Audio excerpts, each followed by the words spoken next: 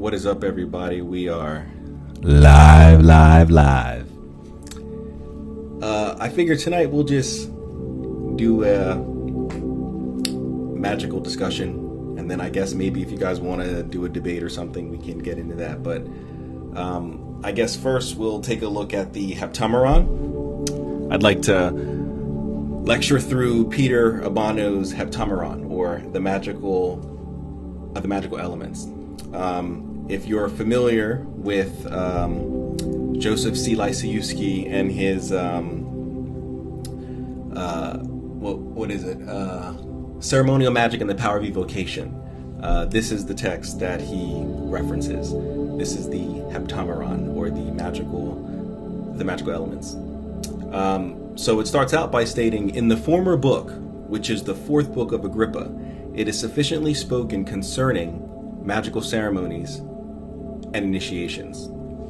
But because he seemeth to have written to the learned and well experienced in this art, because he doth not specially treat of the ceremonies, but rather speaketh of them in general, it was therefore thought good to add hereunto the magical elements of Peter de Abano, that those who are hitherto ignorant and have not tasted of magical superstitions may have them in readiness, how they may exercise themselves therein. For we see in this book as it were a certain introduction of magical vanity, and as if they were in present exercise, they may behold the distinct functions of spirits, how they may be drawn to discourse and communication, what is to be done every day and every hour, and how they shall be read as if they were described syllable by syllable. So what this is getting into, it's talking about how the Heptameron has instructions for various hours of the day and the spirits that govern that, various days and the spirits that govern that, even going into the seasons and the months and stuff like that. So that's what that's getting into there. In brief, in this book are kept the principles of magical conveyances, but because the greatest power is attributed to the circles, for they are certain fortresses to defend the operators safe from the evil spirits. In the first place, we will treat concerning the composition of a circle. Now, before we get into the composition of a circle, I think it's important that this part here, while this is true, this is not the only purpose of a circle. It's not just for protection. What one should keep in mind is that the magic circle, at least in grimoire tradition, outlines your cosmology, right? It outlines your place as man within the universe, where that is, and it outlines exactly why the spirits are going to listen to you, right? Because at the end of the day, who are you, right? Why should the spirits listen to you? It's not because you're some cosmic Gaia super lord or something along those lines.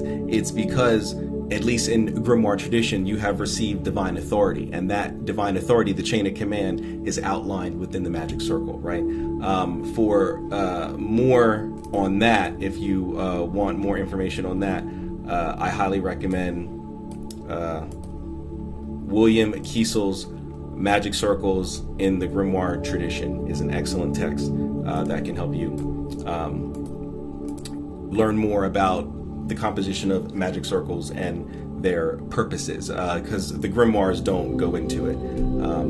They pretty much only talk about how it's for protection, but it also does outline the cosmology that you're going to be working from, the framework, exactly why the spirits ought to listen to you. All right.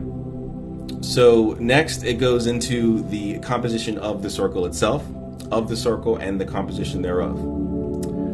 The form of circles is not always one and the same, but useth to be changed according to the order of the spirits that are be called, their places, times, days, and hours. Now, before we go any further, it should be stated that the Heptameron is unique in this. Off the top of my head, I cannot think of any other grimoire that operates in this manner, in which the circle changes depending on the type of spirit or the classification of spirits. Sorry, my phone went off. That is being called. Most grimoires pretty much have one circle, and that circle is used to contact whatever spirit is in there. The only exception would be the Black Dragon, in which the Black Dragon does not mention how to create the circle or what the circle is supposed to look like. It simply says to create the circle according to all the rules of the art. But then it presents different seals for each of the spirits for the 7 days, right? The 7 daily kings. But there is a usage of those 7 daily king seals as the circles themselves. So that might be an exception, but that is kind of out there for the Black Dragon, right? So for the most part, the Heptameron is unique in that the circle changes according to the spirits that are called in their places, their days, times, and hours. But continuing, it says, for in making a circle, it ought to be considered in what time of year, what day and what hour that you make the circle, and what spirit you would call, to what star and region they do belong, and what functions they have. So what this is talking about, and again, this is unique. Most grimoires won't make you wait until a specific time of the year. They may make you wait until a specific day, so you may have to wait, anywhere from a day to 6 days before you can do a certain working, but they won't make you wait until a certain season or a certain month. Most grimoires, there are some, but for the most part, most of the grimoires that you're going to deal with, so I'm going to say 15th century on up to the 18th century, which is the most popular grimoires, you're not going to find that much of that. Maybe when you get to like the English grimoires, right? Like the book of the 4 occult philosophers, which is a giant grimoire that's split up into 4 different grimoires.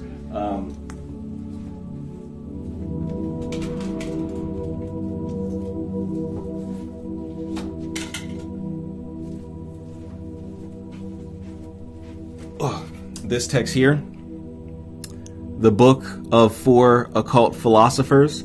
There are 4 different occult philosophers that this text makes up, and they're all English. They're English texts, and they tend to utilize spirits that focus on certain times of the year. But English grimoire magic is a little different than traditional grimoire magic. Oh, we got some people. We got some more people in chat. What's up? What's up? What's up? Welcome, welcome, welcome. Let's see what's going on here. Thank you for sharing your knowledge. You're welcome. Thank you for being here, Spirited Healer Laura. Thank you for being here. Glad to have you. I'm just learning about occultism. Well then, you're in the right place. You're in the right place, because we are reading the Heptameron, or the magical elements of Peter D'Abano. This is a Renaissance grimoire that outlines how to contact spirits of certain days, hours, and months and seasons.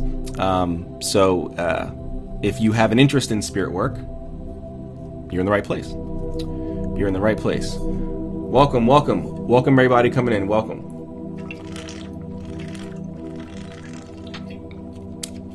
All right. Where did I leave off? Okay.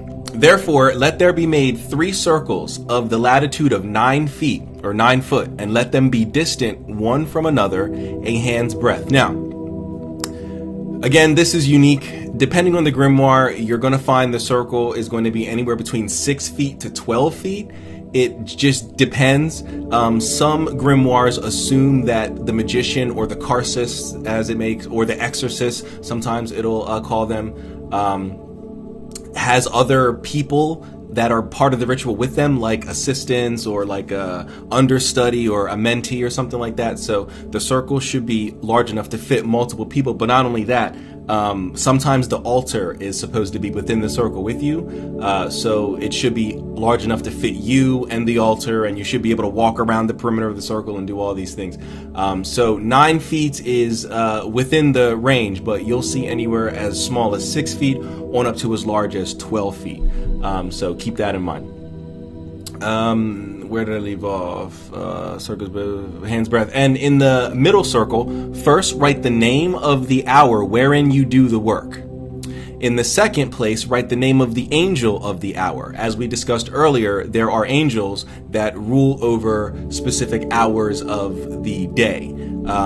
There are planetary hours, broken, 12 hours in the day, 12 hours in the night, and there's an angel that governs each of those hours. A good text for that would be the Lesser Key.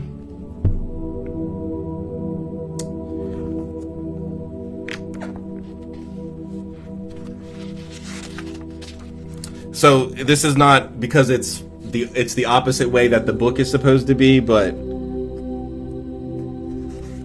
I wish it was like this, but unfortunately, I don't know why they have it like that way. But or you can just Google it. Just Google planetary hours and angels, and you should be able to get them. Or you can just come to the Heptameron, and it'll provide you with them. Where I leave off, and in the third place, the sigil of the angel of the hour. Fourthly, the name of the angel that ruleth that day wherein you do the work, and the names of his ministers. So this is going to be around your circle. So instead of the sacred names of God that we are used to around the magic circle, you are going to use the angel. Again, this is unique. We generally don't see this in grimoire tradition. The circle outlines the cosmological framework that you are working from. The Heptameron switches that up, and instead of getting it from the cosmological framework, it gets it more from either the celestial framework, or if you believe, like I do, in traditionalism, plug and play, you might even be able to get a terrestrial framework out of this. I've not experimented with that. That's pure speculation, but it's very unique in that it doesn't require you to have a traditional made circle. Where was I? In the fifth place, the name of the present time. Sixthly, the name of the spirits ruling that part of time and their presidents. Seventhly, the name of the head of the sign ruling that part wherein you do your work. That's the astrological sign. Eighthly, the name of the earth according to that part of time wherein you work. That's the season. Ninthly, for completing the middle circle, write the name of the sun and the moon according to the said rule of time. For as the time is changed, so the names are to be altered. And in the outermost circle, let there be drawn in the 4 angles the names of the presidential angels of the air, and that day wherein you would do this work, to wit, the name of the king and his 3 ministers. Now, I need to state that this is different than the elementals of air. If you are familiar with my series that I just did a couple weeks ago on all of the elementals, air is one of them, right? The sylphs of air. The spirits of air, or the aerial spirits, are different than the elemental spirits of air. These are 2 different spirits. One is aerial, one is elemental. So they are completely separate. So there shouldn't be any confusion there. Without the circle or outside the circle, in 4 angles, let pentagons be made. In the inner circle, let there be written 4 divine names with crosses interposed in the middle of the circle, to wit, towards the east, let there be written Alpha, and towards the west, let there be written Omega. And let a cross divide the middle of the circle. When the circle is thus finished, according to the rule before now written, you shall proceed. Now, I think, give me 1 second. Just give me one moment here. I think because they do show circles in the Heptameron, but not the one it's describing. Give me 1 second. I think I might have. Yep, I got it. So this is the circle found in the Heptameron.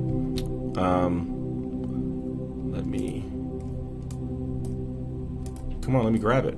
Okay, there we go. So that way you could see it, the whole thing. So that's the circle found in the Heptameron. You can see the sacred names of God, the Tetragrammaton, or the uneffable name of God, Adonai, Eloi, Agla, and then out here are the names of the angels and the names of the spirits that rule, the sign and the time and all that good stuff, and the same thing out here. So this is the circle found within the Heptameron. And let's see here. When the circle is thus finished, according to the rule, now before written, you shall proceed. Now, before we proceed with the names of the hours and the angels ruling them, so you guys can learn which angels rules the hours of the day and the night, let's see what's going on here in the chat. Welcome everybody, welcome. Let me see. Ooh, I missed a lot here. Is the circle in Ouroboros? No. Crowley introduced the Ouroboros. The Ouroboros is not original to any circle, at least that I can think of. Within a Grimoire tradition, Crowley introduced the Ouroboros, or the snake eating its tail, within the circle. If you look at the original, or at least the source material that the Goetia comes from, there is no Ouroboros. Now, the addition of the Ouroboros is not necessarily a bad thing. It doesn't detract in any way, but it's not an original. So that's a Crowley thing. Fascinating. I think so as well.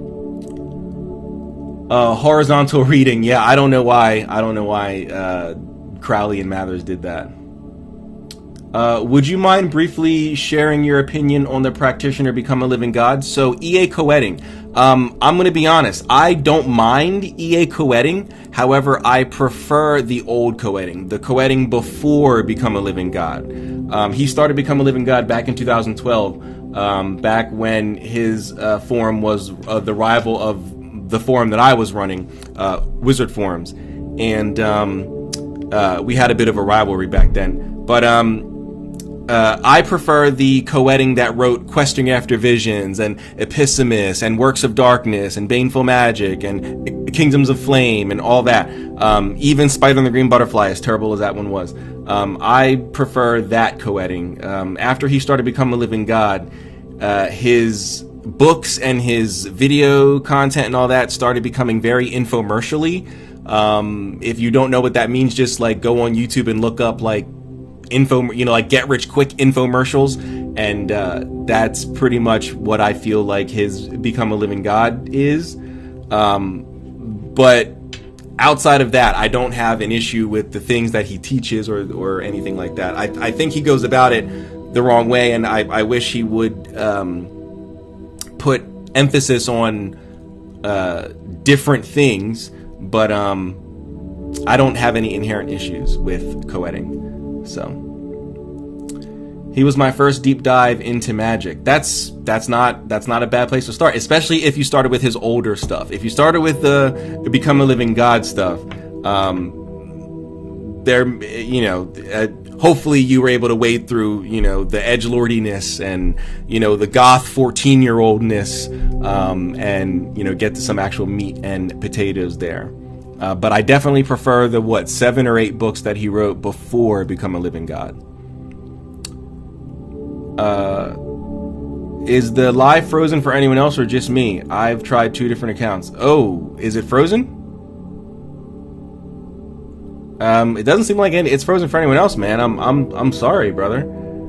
Hopefully you are able to figure out what's going on there. It doesn't seem to be frozen for anyone else. Let's see.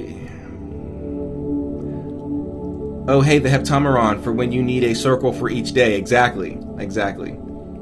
What book has the 72 angels that's the opposing forces of the 72 Goetia? That's the Shem. Those are the Shem angels. What is the text that has the Shem angels?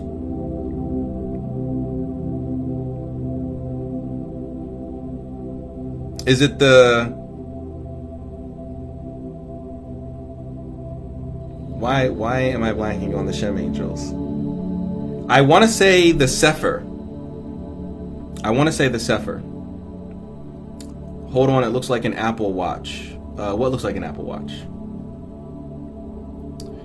Do you know the source material for countries like non-Latin alphabet and where that would fall? No, I don't know anything about that.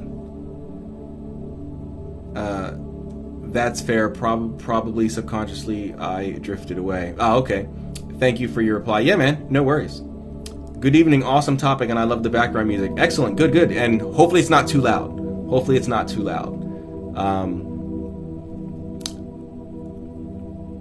The Goetia of Dr. Rudd is where you see the 72 as thwarting angels. But isn't there like a source material for that? I feel like the Sefer or the Gerardus or something like that.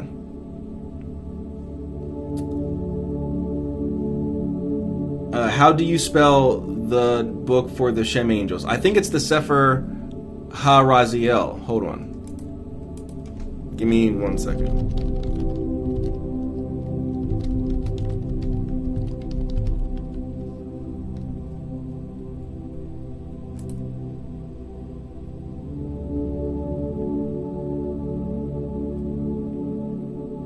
Give me 1 second.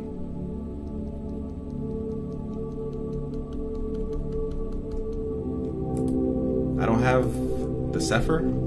That's a lie. Hold on.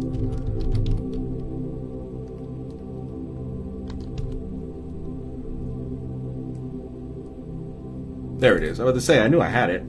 Alright, let me see.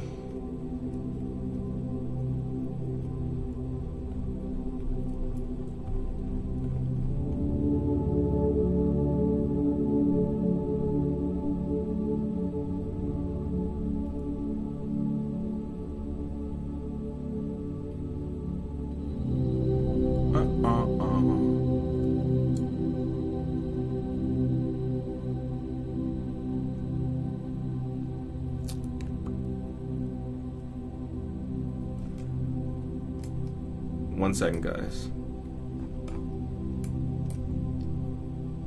There's a problem loading. Come on. Let me download it.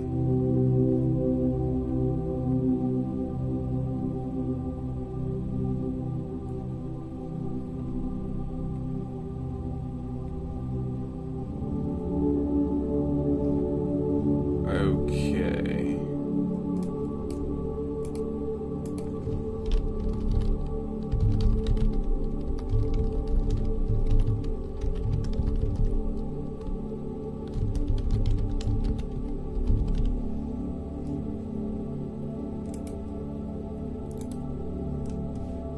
Sorry guys, give me 1 second.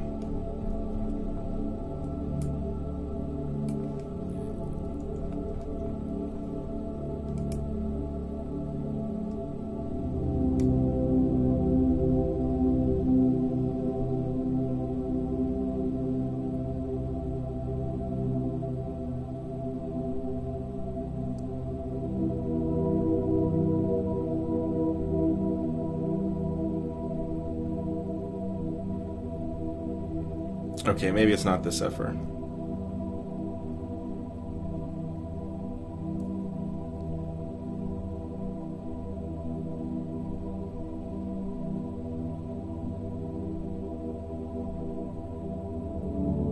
Yeah, doesn't appear to be the Sefer.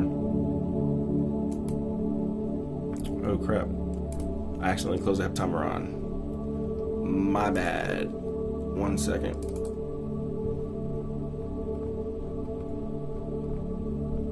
There we are.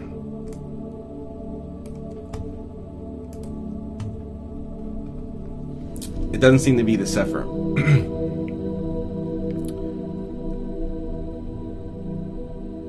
The Ordo Temple Astarte also did work with that for the 72 angels, yeah, but they weren't paired with the Goetia demons initially.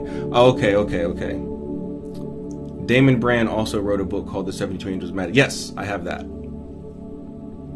I know they were derived from the 3 verses in Exodus, but I forget the Jewish text they were explained. Actually, we can... I have something for that. Where is it? Right here.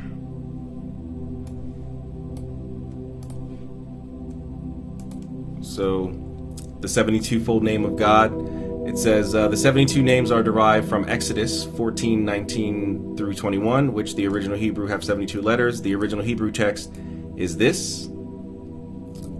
And then it gives the KJV translation here. And then it explains how it came. The names are derived by writing the letters of the 3 verses one above the other, with no vowel points, spaces, or punctuation marks. The first from the right to the left, the second from the left to the right, and the third from the right to the left. The names are then read top down. Abulafia describes in his book Chayei Ha'alam Haba'a, a Kabbalistic method of meditating on the 72 names. Oh, excuse me. And then here it is with the vowel points. Goes over some of Athanasius Kircher's stuff. But yeah, this is by Yuri Raz, if anyone is interested. I know they are... I just read that. Hey, the live is working for me now. Awesome. Welcome, corporate. Anyone ever told you that you low-key have a Royce to 5'9" vibe? I actually don't listen to Royce, so I don't know what that vibe is like. But no one's ever told me that. Thank you. I guess I don't know Royce's vibe, but I'm guessing that's a compliment. Greetings. Hey, Dr. Mama. Why does the Bible hold power in Hermeticism when you don't believe the claims? The Bible does not hold any power in Hermeticism. Who said that? Hey, what's up, random person? Looks like the Sefer Raziel. Oh, so it is in the Sefer. So I wasn't tripping. I knew it. I knew. I just have to actually look through. I think they break it down like 7, 7, 12. I think that's how they break it down in the Sefer. But I have to go back and actually read through it, not take 10 seconds and skim through it. I gotta read through it. What Hermetic texts talk about the Bible? Yeah, I'm not sure. But you're quoting so-called scripture, right? No, this is not Hermeticism. This is completely Kabbalistic. This is talking about the 72-fold name of God. And outside of this, we're reading something from Grimtrad, which has nothing to do with Hermeticism. We're not talking about Hermeticism at all tonight, at all. So the first thing was Kabbalistic. That was the 72-fold names of God. This is Grimoire tradition, the Heptameron. He's a fire rapper from Detroit. You look a lot like Spec Young Royce, and yes, it's a compliment. Well, thank you very much. And I guess I should listen to him. I never really thought to listen to Royce the 5'9", but I guess I'll check him out. Okay, thanks. Yeah, sure. No problem. Taro and Tutus. All right. So let's go ahead and get into the names of the hours and the angels ruling them.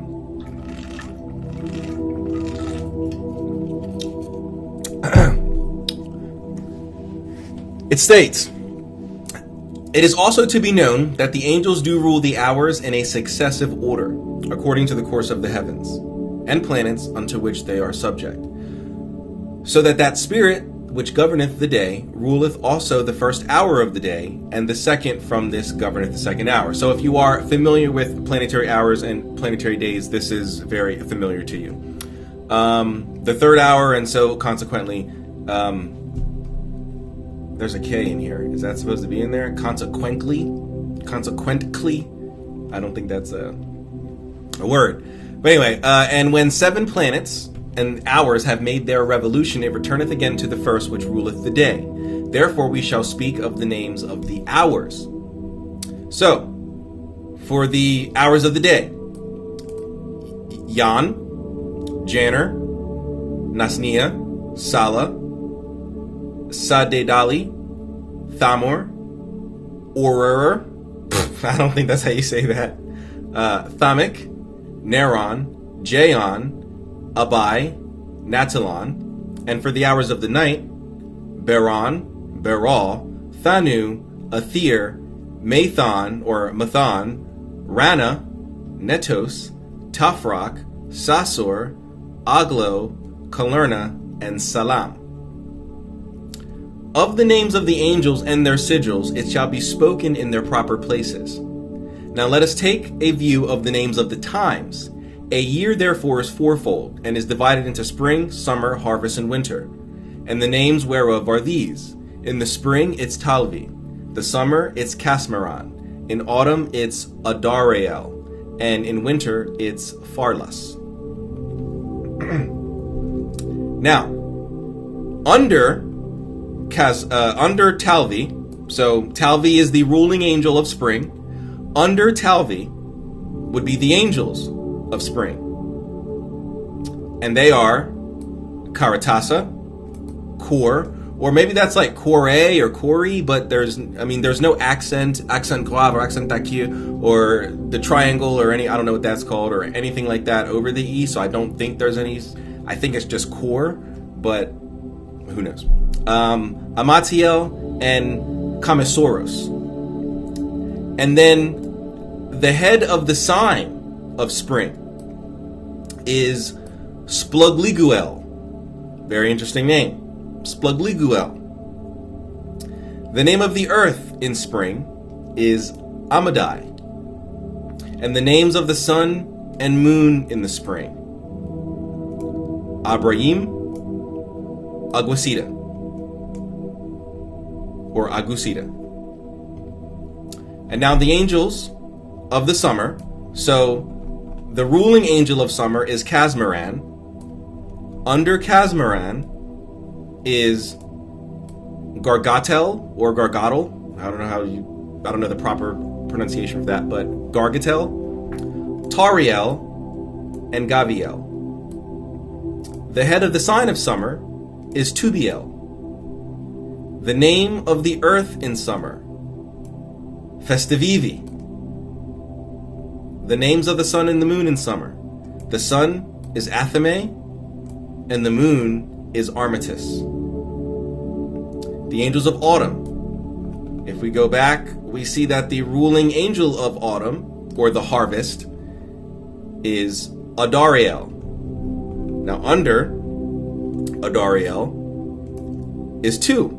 He has two ministers, I guess you could call them. Tarquam or Guabaro. And then the head of the sign of autumn, Tokoret, and the name of the earth in autumn, Rabianara. And then finally, the names of the sun and moon in autumn, Aborigine, and the moon, Madasignaeus. I'm probably mispronouncing that. And then for the angels of winter, if we remember, the angel of winter is Farlas. Under Farlas, we have Amabale and Sitari, or Sitarari. Under them, for the head of the sign of winter, Altarib.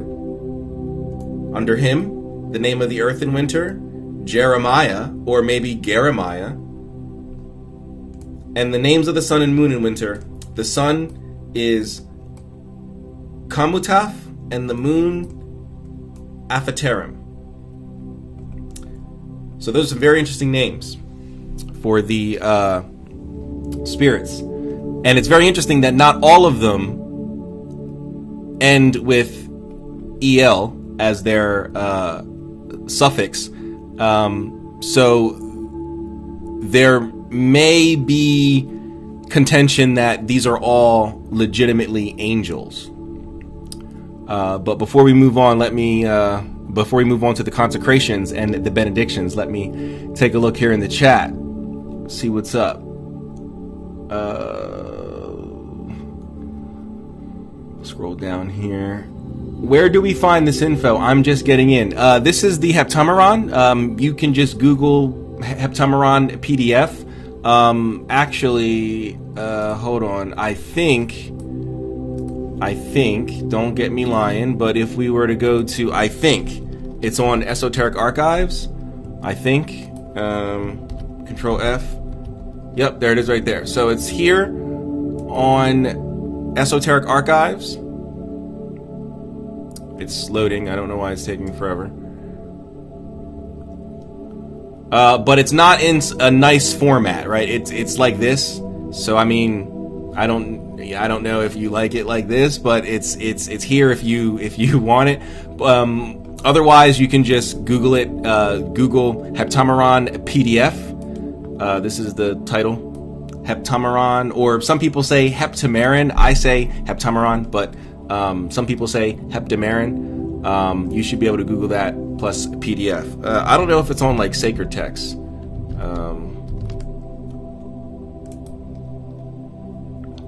Where's the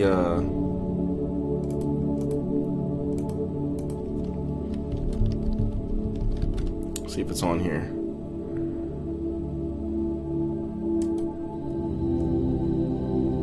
It has chapter 3, but that's it. And then it goes into the Sacred Magic of Abermelin Grimoires. Alright, it doesn't have it. So you'll have to either use the one that I showed you or just Google Heptameron PDF. So you would just go to Google Heptameron PDF. And Forgotten Books has it, Project Gutenberg has it, University of Oxford has it. You'd be surprised at how many universities host these types of books because they have like a religious history section or department and stuff like that. Some of them even have occult studies and that sort of thing. So this is not it. You don't want this. But yeah, so that's where you can find it.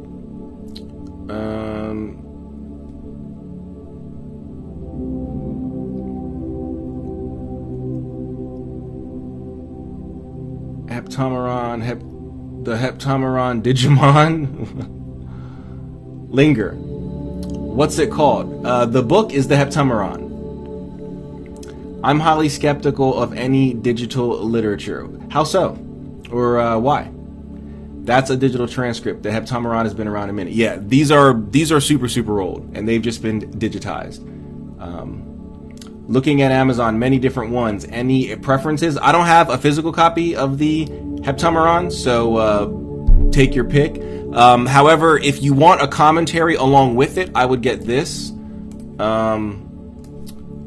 If you want a commentary along with it, I would get, hold on, let me, I think it's under my Western esotericism. Oops, didn't mean to do that.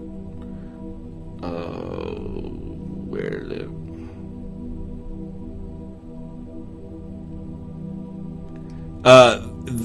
This guy, but that's not, oh, there it is right there.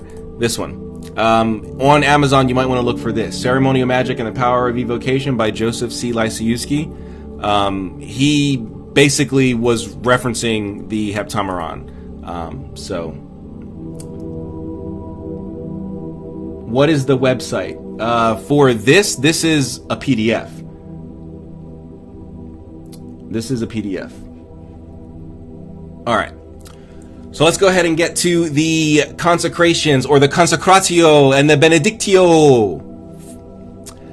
So the consecrations and the benedictions, and the first benediction of the circle. So this is the purification of the circle. This is the consecration of the circle. This is making the circle holy and consecrating your sacred space, right?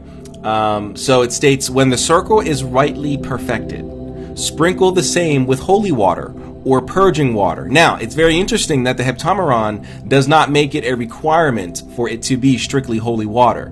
Most grimoires will require it to be strictly holy water, and they'll even provide instructions on the type of holy water that is required. But it allows for purging water as well. So that's a very unique thing to the Heptameron. And say, thou shalt purge me with hyssop, O Lord, and I shall be clean. Thou shalt wash me, and I shall be whiter than snow. The benediction of perfumes. The God of Abraham, the God of Isaac, God of Jacob, bless here the creatures of these kinds, that they may fill up the power and virtue of their odors, so that neither the enemy nor any false imagination may be able to enter into them, through our Lord Jesus Christ.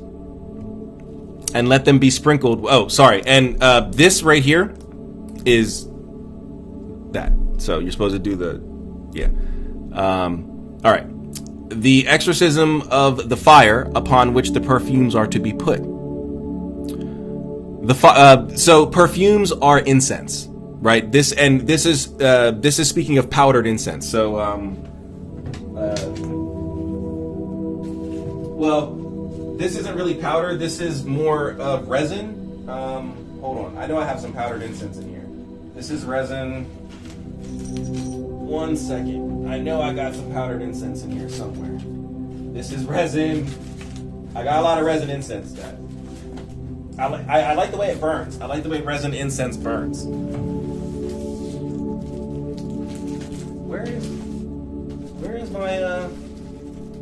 Where's my Dittany of Crete? Is it on this side? I know I've got Dittany of Crete. I just don't, and I've got, oh, here it is. Here it is. Let me just put this over here.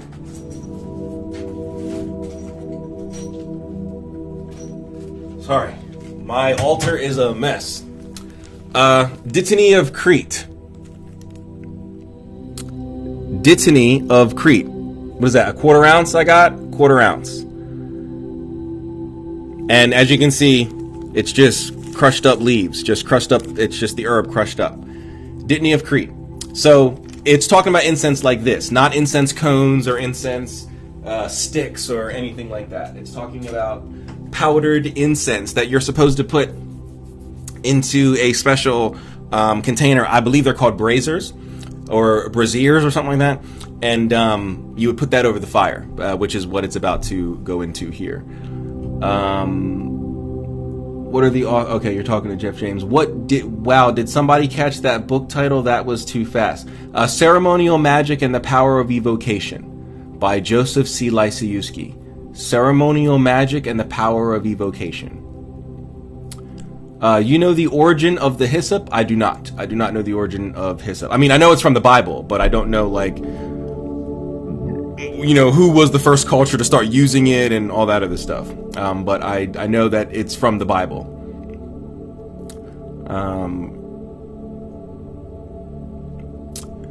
Perfume incense tincture. Just add alcohol. There you go. Thank you for sharing. Thank you for sharing the live, Dr. Mama. Ceremonial Magic and the Power of Evocation. Yes, correct. Brazier or censer or thurible. Ah, the thurible. That's the one that swings, right? That's the cool swingy one that you'd be seeing at the super Catholic churches, right? The swing thing. That was also the first occult book I read. Really? Joseph C. Lysiewski was your introduction? Wow. Then I'm surprised you're not hardline, because he's hardline, like super hardline. He used to run, I mean, well, I was like 12, so I mean, I was about to say I'm dating me, but I wasn't like an adult or even a teenager then. I was like 12. But in the early 2000s, he had a Yahoo groups where he would discuss his hardline, his purest form of occultism, and that is right around the time that the Grimoire revival started happening. And he got ran off the internet, like, by a bunch of modernists. Georgian culture affiliation with pagan deities.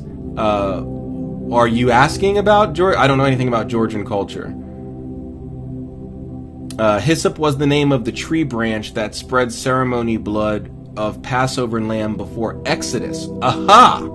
Thank you very much, Malvaro, for the information.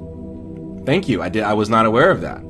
Hyssop was the name of the tree branch that spread ceremony blood of Passover, of the Passover lamb before Exodus. Excellent. Thank you for sharing that. Yep, Thurl will be swinging in Catholic Church and Golden Dawn. Yeah, I need one of those things. Those things look cool. Passover blood was spread over mantle sides of the doors of the home, and the death angel saw blood and passed over. Yes, I do know what Passover is. I just didn't know that hyssop was the branch that was used. The guy who got me into the occult loved him but didn't practice because he thought the purest way was the only way and never got much into it, unfortunately. Yeah, a lot of people fall into that trap. Good news is that the purest way is not the only way, right? We can modernize and adapt for current times, as long as our adaptations are improvements on the traditional methods, not just whatever I want to do. So, Exodus 12. Exodus sounds like a chess.com eval. I'm guessing chess.com is actually about chess. That's a chess thing. I'm guessing. But all right. So the exorcism of the fire, upon which the perfumes are to be put. The fire which is to be used for suffumigations is to be in a new vessel of earth or iron, and let it be exorcised after this manner.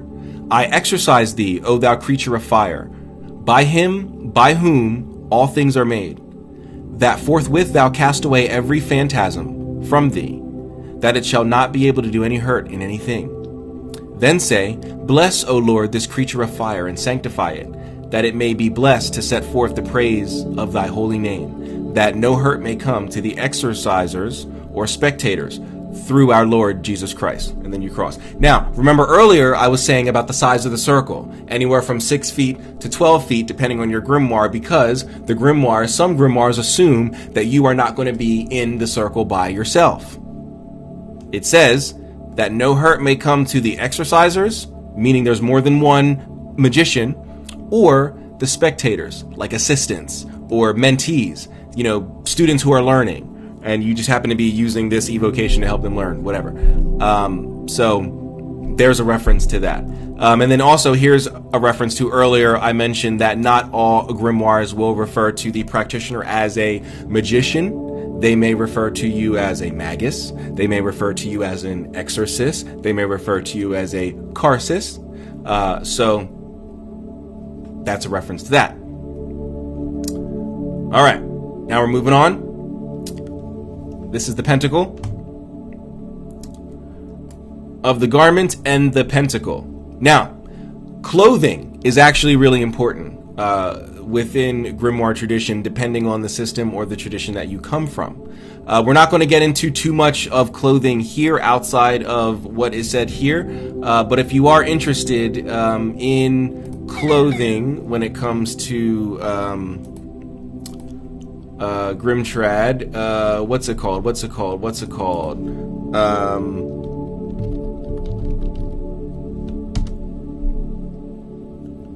Right here.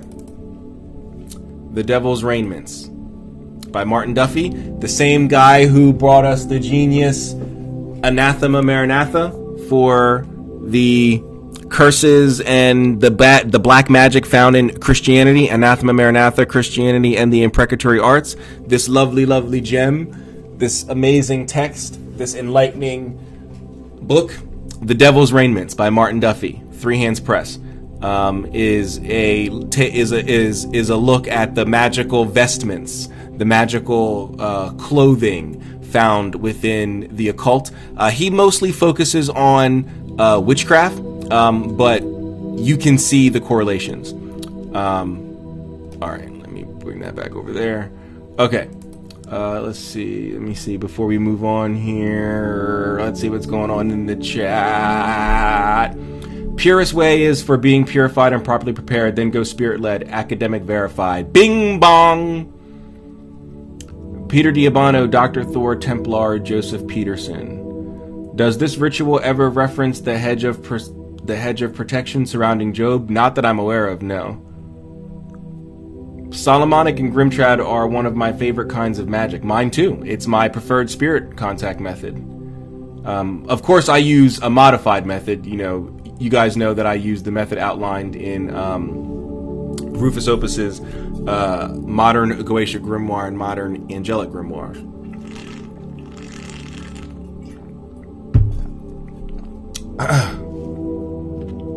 I don't know Dr. Thor. I think I do know Dr. Thor. Isn't he like a radionics guy?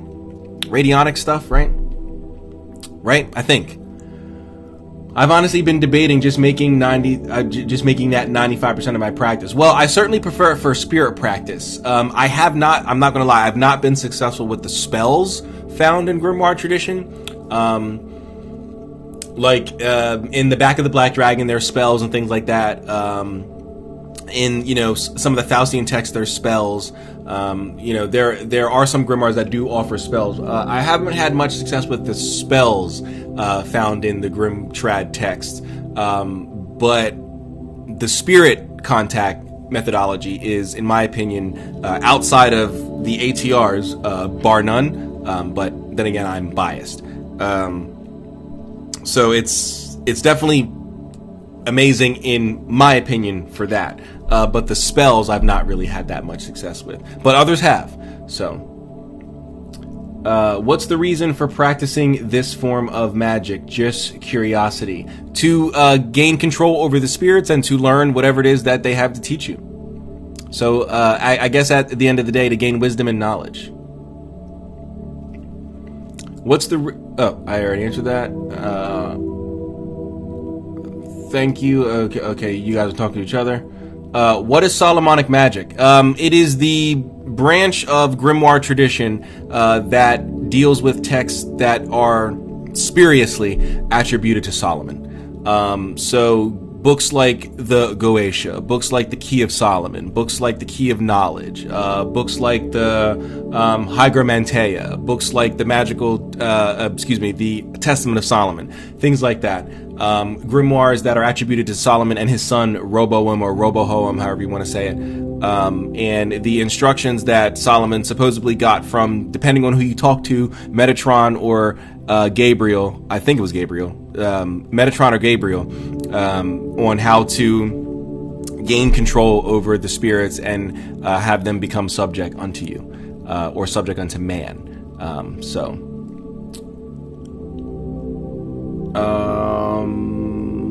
Spuriously indeed. Yeah. Oh yeah. None of the grimoires that attributed to Solomon were actually written by Solomon. I'm reading the Key of Solomon now. Awesome. Which one? Which edition are you reading? Have you performed the Shem operation in your practice? No, I do not use, at least not anymore. And when I did, I didn't use the Shem way. I did not use the Shem way to do it. I would use my holy guardian angel to keep the demons in check. I did not use the Shem. Robo hobo rohaboum. All right. I think that's the last one. One site you showed the other night, not sure version. Oh, so you mean from? I just had it up. Esoteric Archives. You must mean here. This site? One of these down here? The Key of Solomon variants? Right here? The Key of Solomon variants? I don't know how well you guys can see. Let me zoom. There you go. The Key of Solomon variants. There's a few editions here. Of course, the Mathers edition is the most popular, but there's the Key of Knowledge, the Clavicle, revealed by Ptolemy, the Clavicles here in French, the Veritable Clavicles, the Meftea Shlomo, god damn, which, this is the origin of Solomon. Shlomo, I don't understand why conspiracy theorists are like Solomon, soul of man, and it doesn't, that's mixing two different languages. It comes from Shlomo, which is Hebrew. And then there's the Book of the Key of Solomon. There's a bunch of different versions here. So, yeah, that one. Okay, cool. What websites do you use for research? Are they linked? I use this site here, the one that we're on right now. Let me return to normal. I also, let me just bring it all over here. I also use this site here. I was checking out some of their satanic stuff earlier. I use this site here, which is Grimoire CZ. I've shown this a few times. It has 2,051 texts in it, so that's a lot. I also use Sacred Texts, which we were on there earlier. I use this site. sometimes. What is this?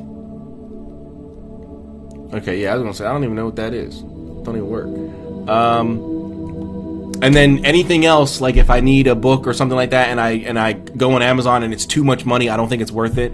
Or it's a book that might not really help my practice, but it might be for knowledge's sake, and I don't want to spend money on it. I'll just Google the title of the book plus PDF and see if I can find it.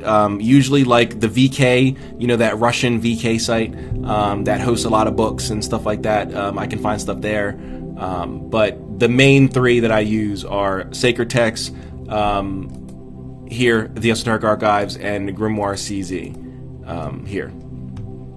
So, what is the Shem operation? Using thwarting angels to control the demons. Sorry, my dog was barking and I missed your answer. To what? To what question? Peace. Hey, what's up, Yeshaya? Thank you for your knowledge. Not a problem. I was watching Ralph Smart and Billy Carson interview on YouTube. That's so funny you say that. That's so funny that you say that that's what you're watching, because let me show you. Let me go to my history so you know I'm not lying. Go to my history. I was watching that earlier too, right there. right before this this live stream. And then I found this song and I was like, I don't want to listen to this song. So this is the song that's currently playing right now. So right before the live stream, I was watching it. But as you can see, I just started. Sorry. As you can see, I didn't get too deep into it. I was watching that too.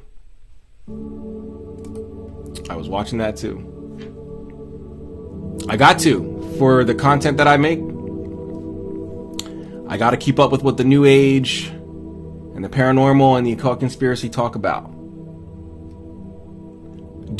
I think he means using them as thwarting angels. Yes. Do you think that Solomon was inspired by his father David regarding spiritual pursuits? Of course. Of course. I mean, his father was a king, so I don't know how active his father was in his life. We know how inactive royalty, at least especially back then, was in their children's lives. They were usually raised by attendants and assistants and stuff like that, wet nurses and nannies and stuff like that. Not so much mommy and daddy.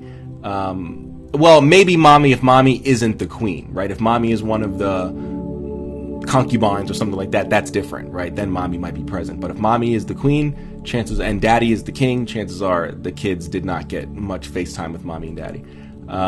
So I want to say that obviously David's religion was present throughout the palace. I don't know what they lived in back then, but the palace.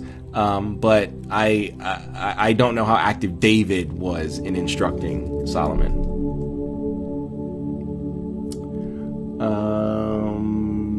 That always helps. UNAM, I guess that's Alchemic Mason, cited psalmist prayers, many written by David, are powerful ward protection texts. Yes, they are. Yes, being Jewish. I wonder if Ralph Smart performs a Shem operation. No, Ralph Smart does not perform any magical operations. Solomon was a son to him in David's old age. Mom is Bathsheba. Oh, she was the queen, right? She was the queen, right? All right. Let's get back into it. All right. So of the garment and the pentacle, let it be a priest's garment, if it can be had. Let it be of linen and clean. Then take this pentacle made in the day and hour of Mercury. So now we have to get into planetary hours and days. So Mercury, of course, is Wednesday. I don't know the hour of Mercury off the top of my head, but we can find out. I believe I have Renaissance astrology saved.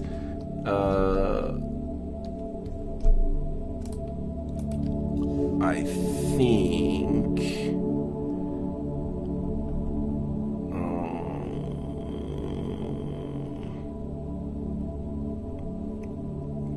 All right, I thought I had it saved. I guess not.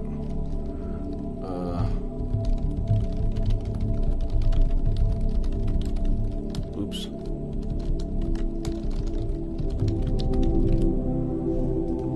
There we go.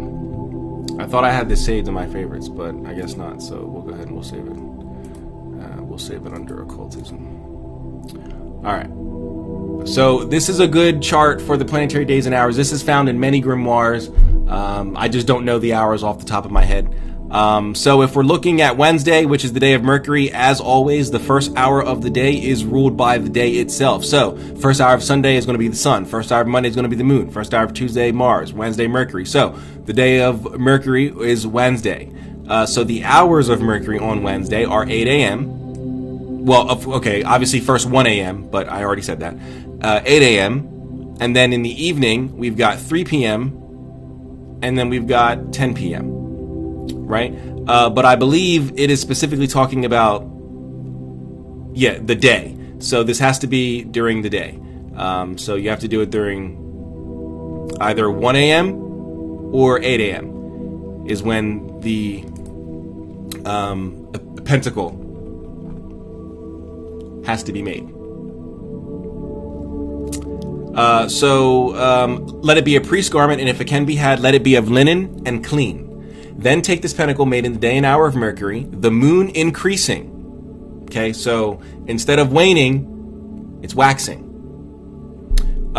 Written in parchment made of kid's skin. Now, of course, let's not freak out. It doesn't mean a child.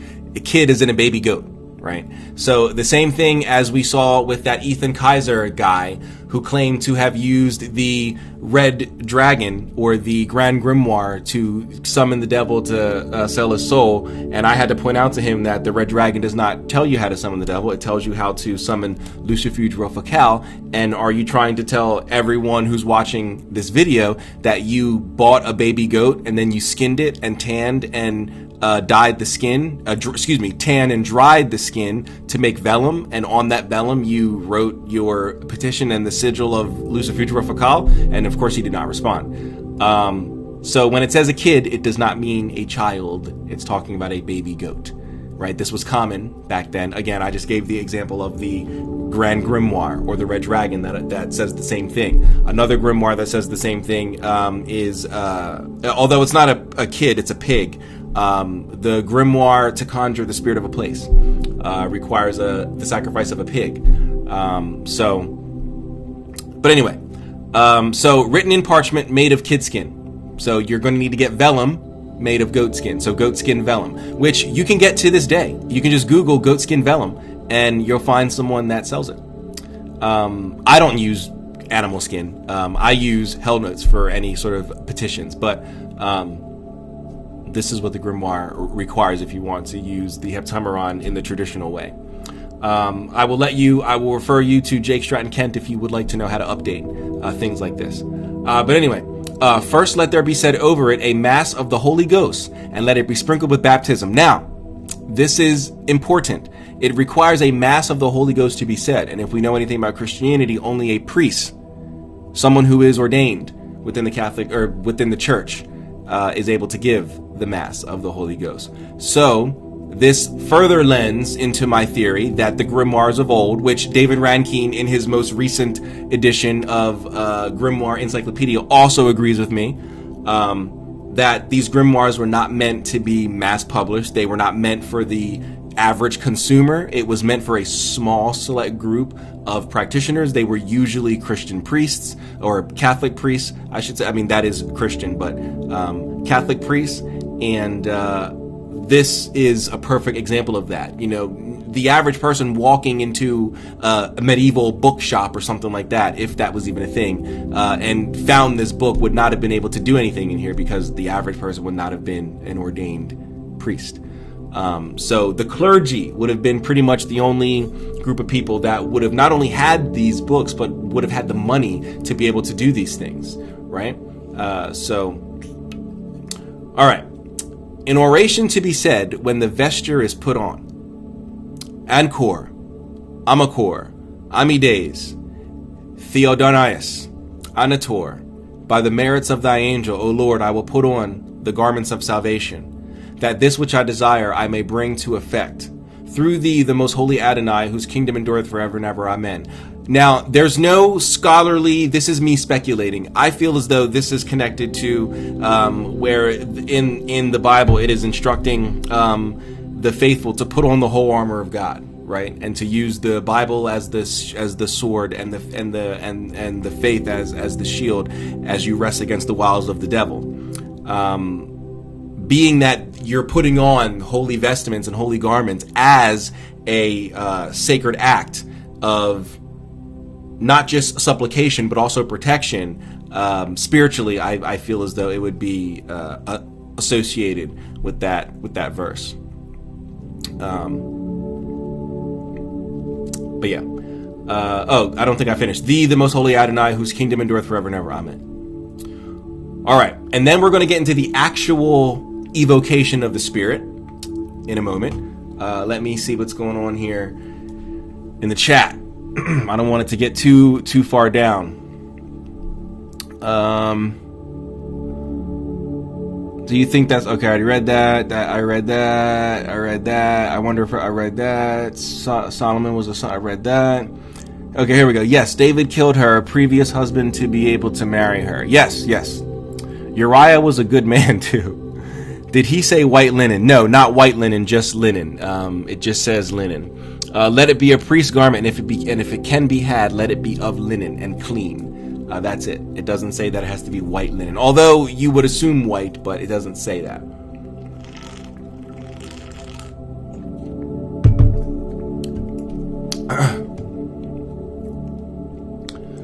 The hours follow the Chaldean order. Okay. According to Jewish tradition, she was David's soulmate, whom the first husband took because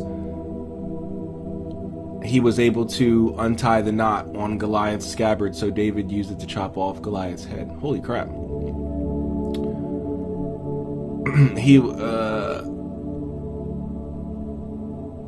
It's neat to see the Catholic and Protestant differences in the grimoires. Oh yeah.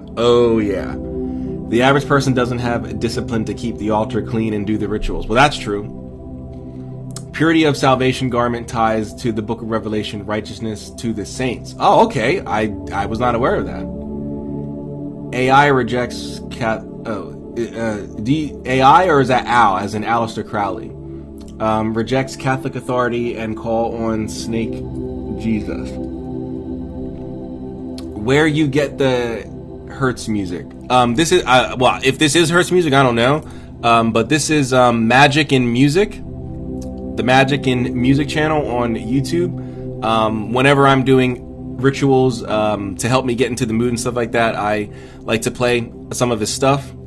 So I figure why not play it during the live stream? This is a 3-hour thing, so I figure most of his stuff is an hour, and I usually go live for an hour or 2 hours, so I didn't want it to like run out, so I just picked a 3-hour one. Yeah. Revelation 19. It also cites the fine linen. Really? Revelation 19. Okay. All right. Someone, Joseph C. Lysiewski did, but I don't think I don't recall him connecting these things to specific verses in the Bible. Someone should do that. Someone should do like what Jake Stratton-Kent and Joe Peterson and Aaron Leach have been doing, David Rankin, Stephen Skinner, and go through these grimoires and like actually make good commentary on them. So, what is the music channel you're using? Hopefully you heard what I was just saying about Magic in Music. It's Magic in Music on YouTube. Magic in Music.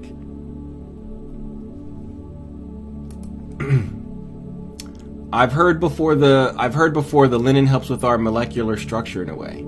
Interesting. I've not heard that. But that's very interesting. I would like to know how that works.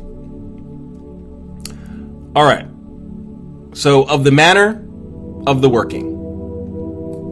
Let the moon be increasing. So again, waxing, not waning, and equal. And if it may then be done, let her not be combust. The operator ought to be clean and purified by the space of 9 days before beginning the work, and to be confessed and receive the Holy Communion.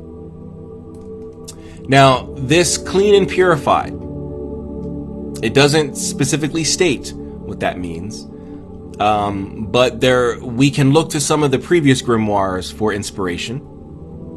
We can look at texts that require us to abstain from the company of the opposite sex. We can look at grimoires that ask us to abstain from idle conversation. We can look at grimoires that ask us to actually physically be pure. So to go through fasting, right? Drinking only water and, not eating food, for a certain amount of hours, 12 hours plus hours a day. So while this grimoire doesn't specifically say anything like that, we can use inspiration from some of the previous grimoires that do outline some of the purifying and cleanliness rituals that need to be observed. And then, of course, you need to be confessed and receive the Holy Communion. Let him have ready the perfume appropriated to the day wherein he would perform the work. So the correct incense, according to the day that you're going to do the work. So each day has a planet. That planet has an incense, and you want to get that incense. Or make that incense. It's best if you can make it, but if you can't, it's fine if you buy it. Let him, I already read that. He ought to also have holy water from a priest and a new earthen vessel with fire, a vesture, and a pentacle. And let all these things be rightly and duly consecrated and prepared. Let one of the servants, so again, there's going to be multiple people. Let one of the servants carry the earthen vessel full of fire and the perfumes. 1 second here. Okay. That's about something to do on Saturday. Where was I? The earthen vessel full of fire and the perfumes, and let another bear the book, another the garment, the pentacle, and let the master, that's you, carry the sword. Over where there must be said one mass of the Holy Ghost. And on the middle of the sword, let there be written this name, Agla, plus.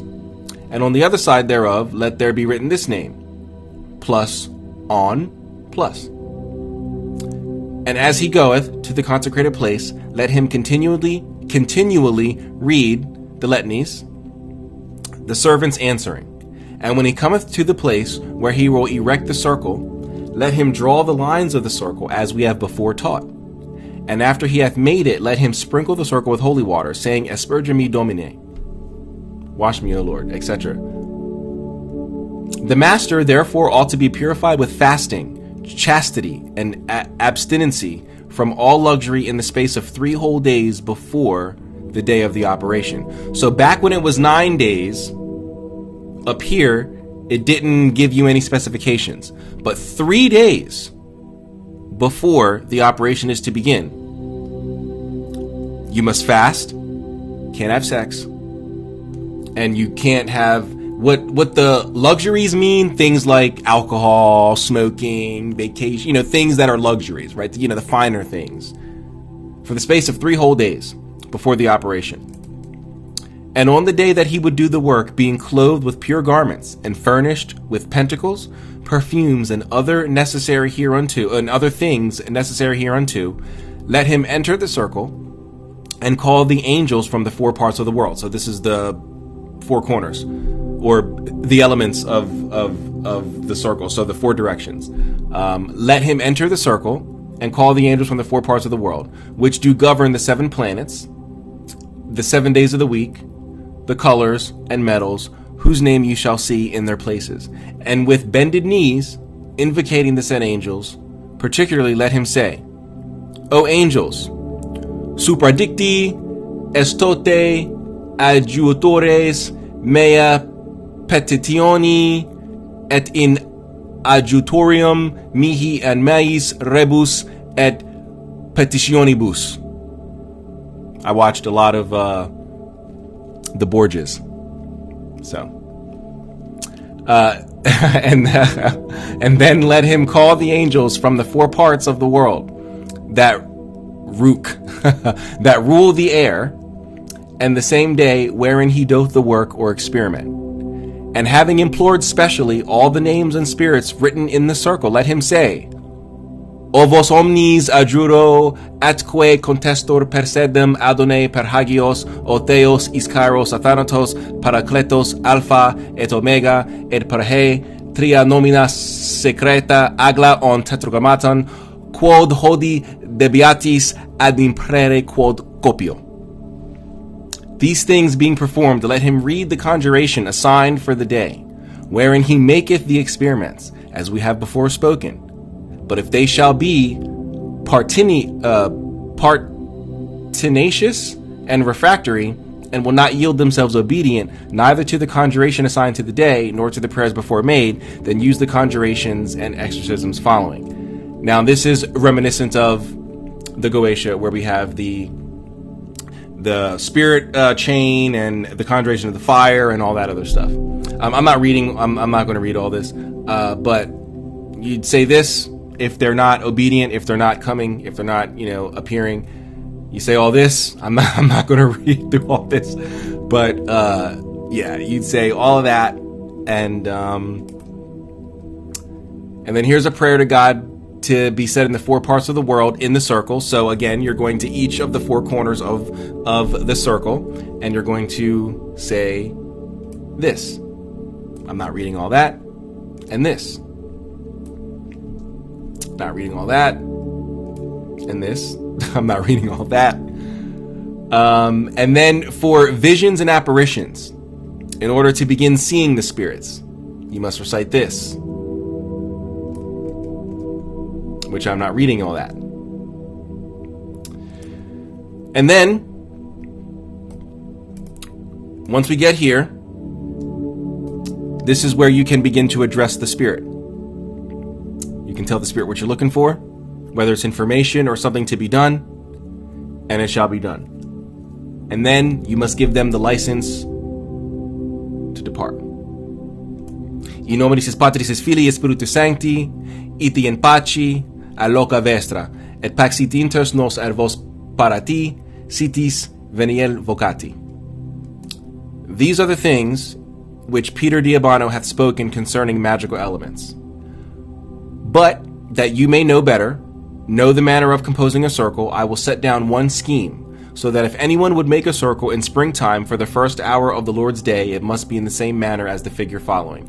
And then this is the circle to be used in springtime. All right, let's see what's going on over here. I already read that. Hold on. I think I went up too far. Here we go. Combust as being too close to the sun. Yes. Thank you for that confirmation there. Do it. Make the commentaries. I do want to make a commentary. I don't know about on the Heptameron, though. I think I'm going to start with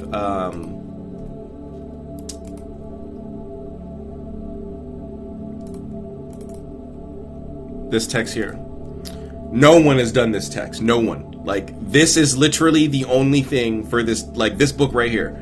From the Society of Esoteric Endeavor is the only text referencing this text here. So no one's done it. So I definitely would love to do it. Grimoire pour conjurer l'esprit d'un lieu. It's very short. It's 20, maybe 8. Okay, so if we count, this is 1, 2, 3. So it's what, 17, 18 pages? Very, very short. I figure this will be an easy one to make a commentary on. So, and that's it. So this is one I would like to do a commentary on, but we'll see. I could probably make some biblical connections. Of course, my knowledge has limitations. Oh no, I'm sure these things are connected to the Bible. I'm just not aware of them. I bet some purification processes have comparisons to Old Testament tabernacle priesthood. Yes, I am 100% confident of that. My mind is blown because average everyday people don't know that their priests were doing conjuring. Oh yeah, no, they have no idea. They have no idea. A good book on that.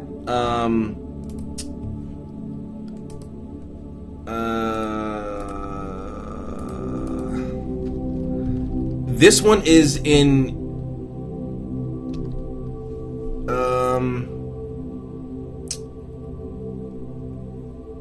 hold on. I think I used 2 W's. Yeah, this one is hold on. I gotta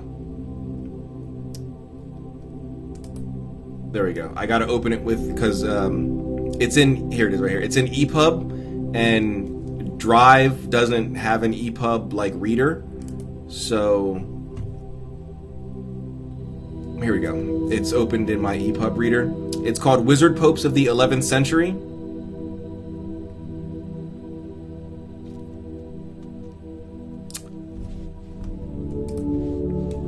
Right here, Wizard Popes of the 11th Century by Pseudo Cardinal Benno. Or that didn't help. I thought that was going to make it bigger, but that didn't help. But yeah, this is what I think everyone should read. He makes accusations against several popes and clergy in the 11th century that were doing magic and witchcraft. And then, of course, Anathema Maranatha, the book that I showed earlier by Martin Duffy, goes into modern day bishops, popes, clergymen that engage in occult practices. The plus is an equal armed cross. The plus. Oh, you mean on the circle? Yes, correct. These here, yes. The plus, yes. What book is this? I missed that part. This is the Heptameron. We're reading the Heptameron. I mean angel conjuring rituals. Oh, you mean that's what priests do? Oh, yeah, yes. I need to do this. I mean, you can do this. I wouldn't recommend doing it from the Heptameron, though. Even though it's one of the more simple grimoires, it's really not. I'd recommend maybe starting with something like... I keep having to go back here. Something like, if you want angels, this right here. I don't know why I have like 5 different versions of it, but like this right here, The Modern Angelic Grimoire by Rufus Opus. A modern grimoire of angel magic. This is a really, really good one. Detailed instructions for working with the classical planetary angels of the Renaissance magical traditions. Translated for the 21st century. This is a really good one. So I recommend this. It's got everything you could need. So that's a good one to start with if you want to start working with the angels. Where is it? There we go. The last word is origin of our modern word petition. Yes. Jehovah was named as Alpha and Omega in scriptures. That is true.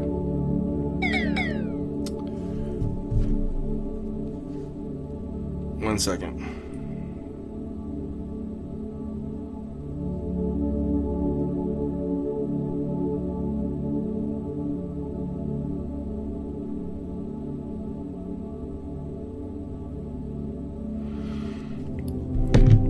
Sorry, people are trying to make plans for Saturday, and anyway.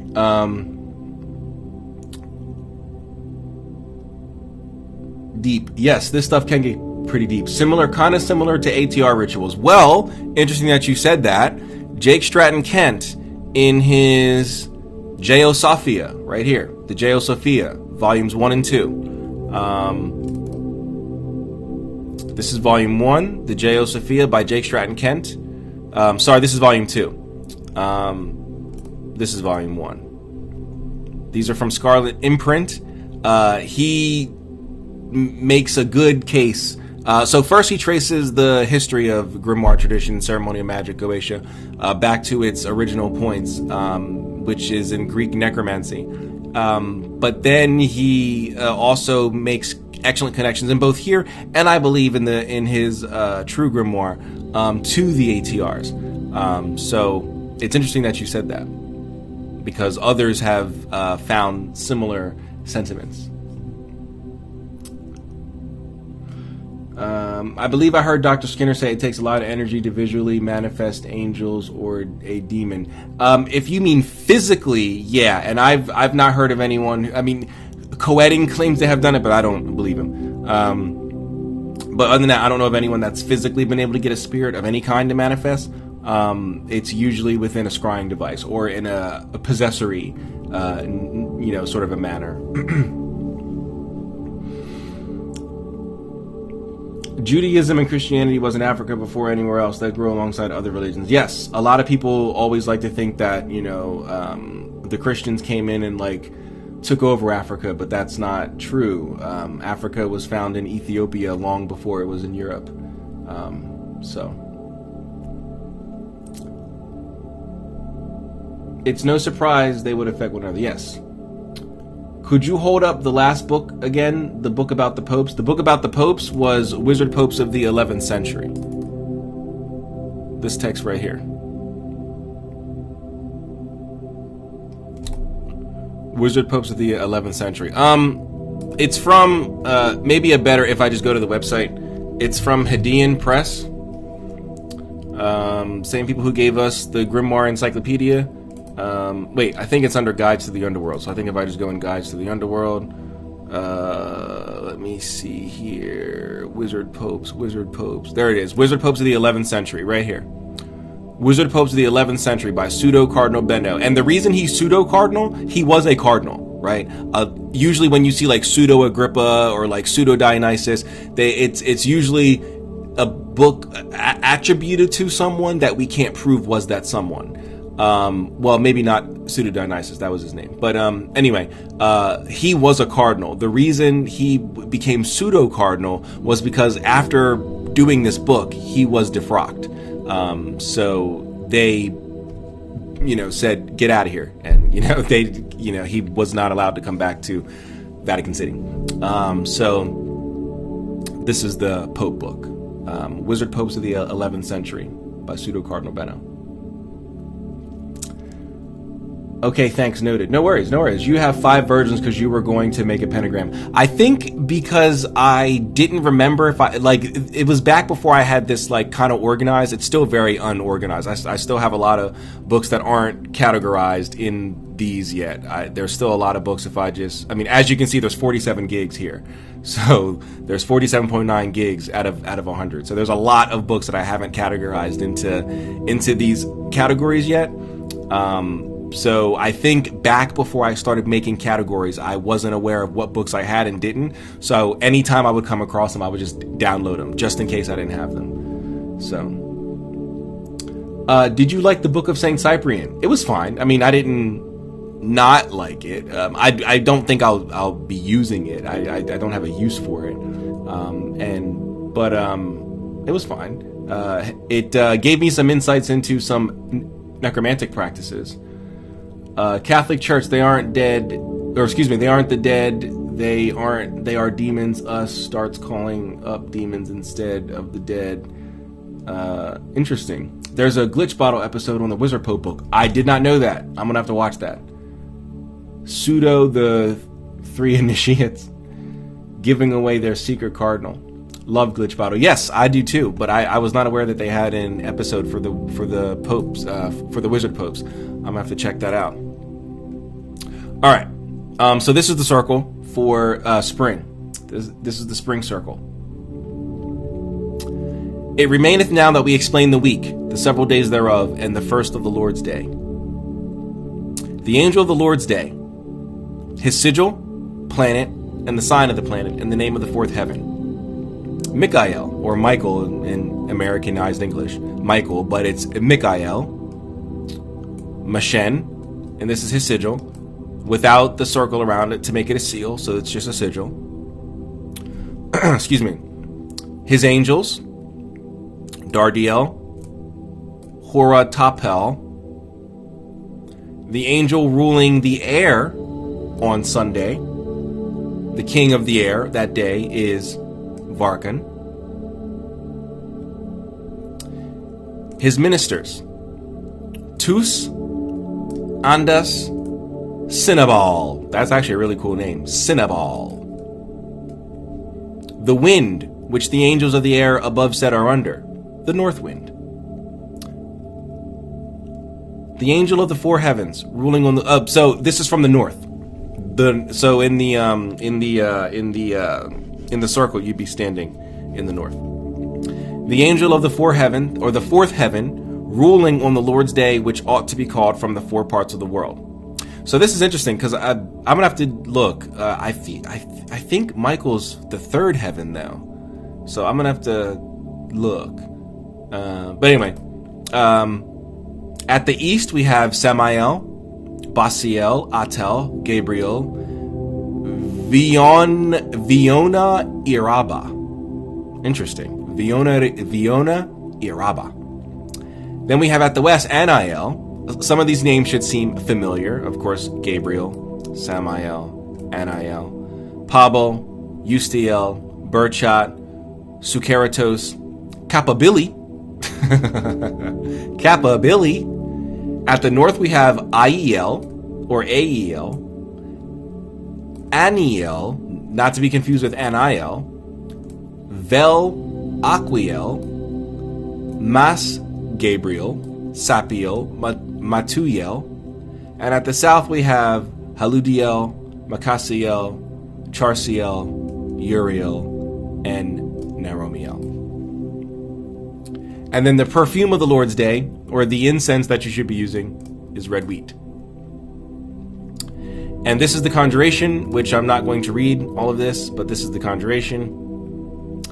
And here thou shalt declare thy cause and business, and for what thing thou makest this conjuration. So once you're done with all that, then you can state the reason that you're doing it for, right?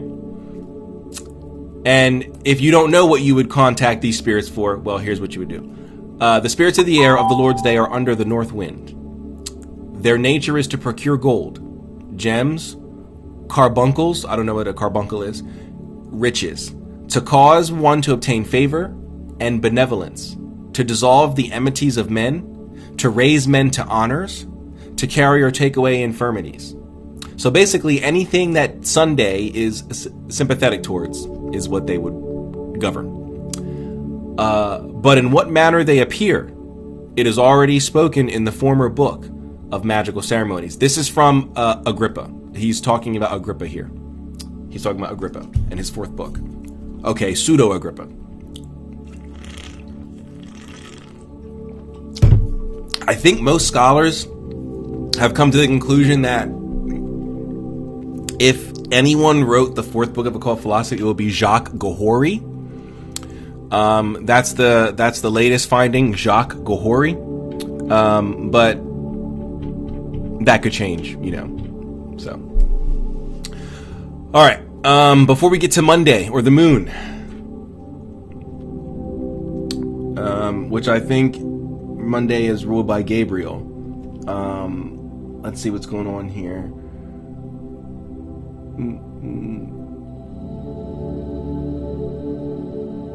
Depends on what cosmology of heavens they were using. Grimoires weren't always in agreement. Yes, very true. Also, some went to sphere Venus before the sphere of Hod. Excuse me.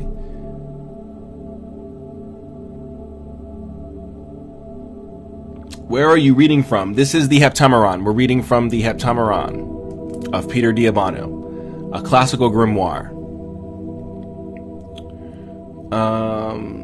Are you uploading this video to YouTube? Yes, I am. Of course.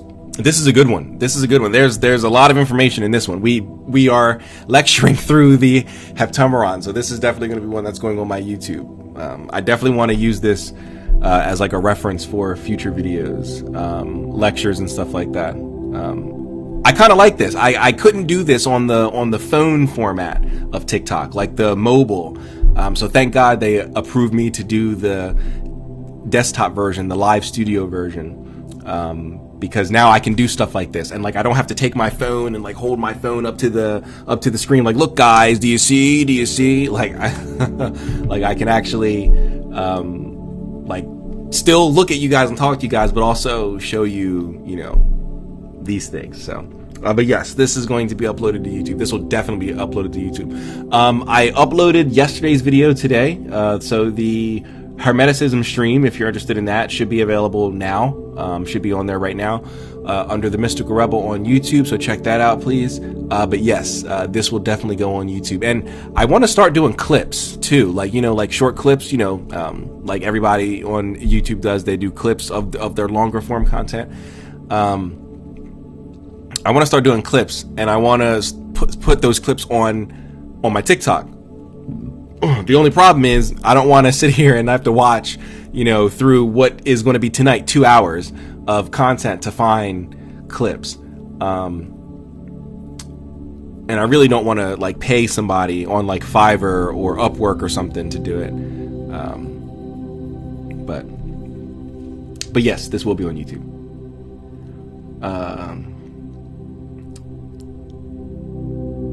How soon will you be uploading this? Tomorrow. It'll be too late tonight. It'll take. I mean, I'll probably get off around 11, so in about 20 minutes, and it'll take roughly an hour for this thing to export. So by that time I'll be in bed. So not till tomorrow. So sometime tomorrow evening after work. I work a regular 8 to 5. So hopefully after work tomorrow. How's it going? Hey, know thyself. What's up? What's up? That would be cool. The clips, yeah, the clips would be awesome. And also, I mean, it gives me content when I, like, during times that where like either I don't want to make content or I can't make content. Like I can, like, this is a 2-hour video. Surely there's a good 15 clips in this 2 hours that I could take and put on TikTok, like a minute or two and put it on TikTok. But I don't know.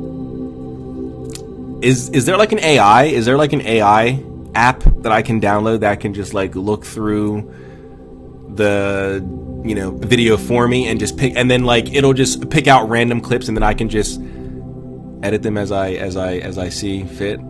Because I really don't want to watch through 2 hours of my own content. But all right, so let's do Monday. Considerations of Monday. The angel of Monday. Wait, why does it say Monday here, right? Monday, but then down here it says Monday, M-U-N. Up here it says M-O-N. Down here it's M-U-N. It's very interesting. Streamlabs could probably do that, but isn't Streamlabs like for what I'm doing now? Like for you, like I don't think I'd be able to take my video and upload it to Streamlabs, would I? I think Streamlabs is like for what I'm like when I'm already streaming. And since I'm already like, since I can stream native on TikTok, I don't think I need to use Streamlabs. They have browser version that has plugins. Oh, really? Okay. I will have to take a look into that. Auto clip, etc. Okay, all right. Thank you, Wonder Bread. I'll have to look into that. All right, the angel of Monday, his sigil, planet, the sign of the planet, and the name of the first heaven. Gabriel. I was right. Gabriel. Shamain. This is his sigil. The angels of Monday. Gabriel. Michael. Samael. The angels of the air ruling on Monday. Archon. His ministers. Billet or Belay, Misabu or Masabu, and Abu Zaha. The wind, which is said to, or which the said angels of the air are subject to, the west wind.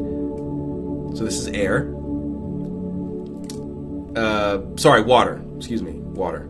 The angels of the first heaven, ruling on Monday, which ought to be called from the 4 parts of the world. From the east, Gabriel and Gabriel, Madiel, Diamiel, and Janael. From the west, Sachiel, or Sakiel if you're Italian, Zaniel, Habael, Bachaniel, Korabael. From the north, we have Mael, Vuael, Valnun, Baliel, Belay,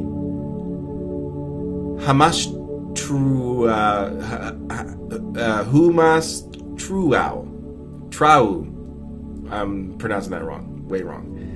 From the south, Kiraniel, Dabriel, Darquiel, Hanun, Anail, Vetuel.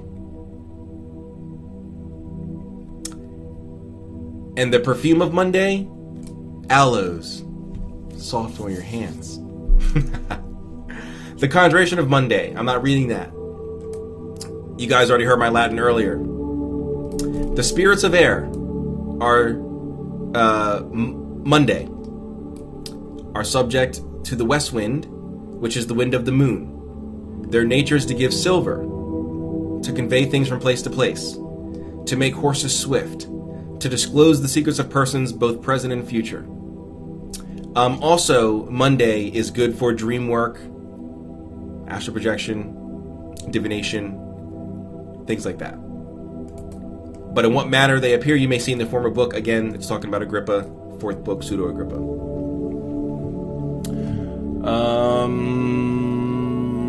I used to mod for big Twitch streamers. Still big, just wasn't worth the time. Holy crap.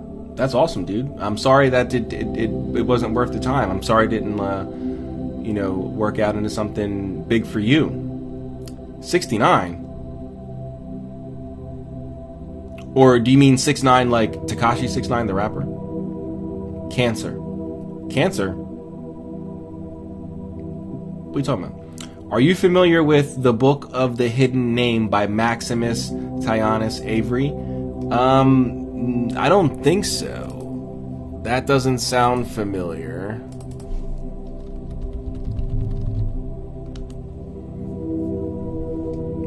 No.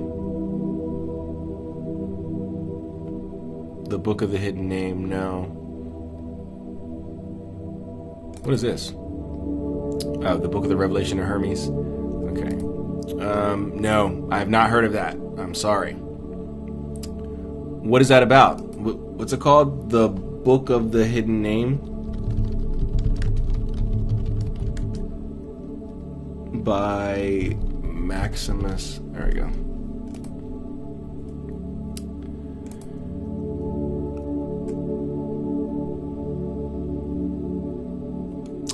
No, I was not aware of this book.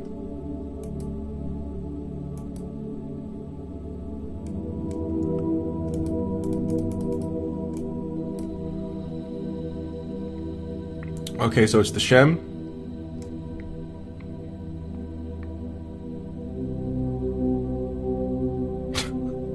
Marcus Aurelius.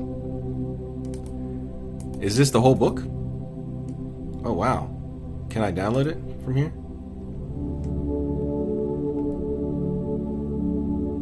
Oh, sweet.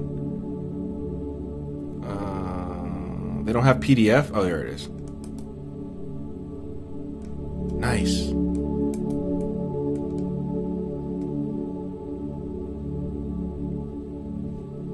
Okay.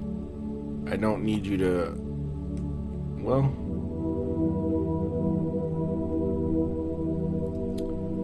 Nice. That's him? He a black man?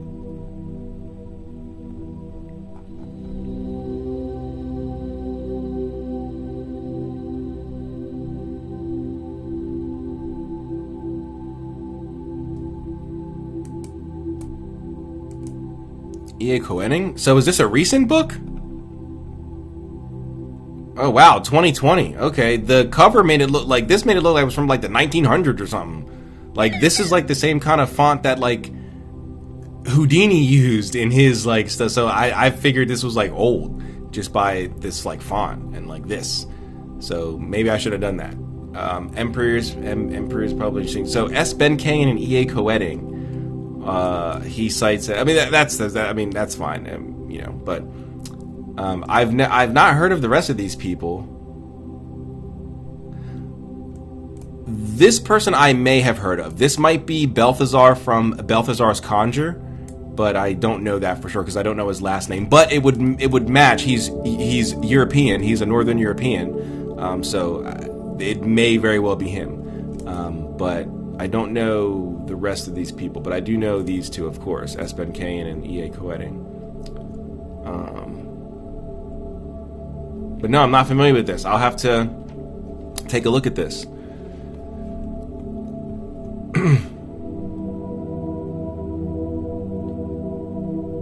Yeah, I'll have to take a look at this. Let me add it to my drive. Where's Angelology? Here it is. Alright, where is it?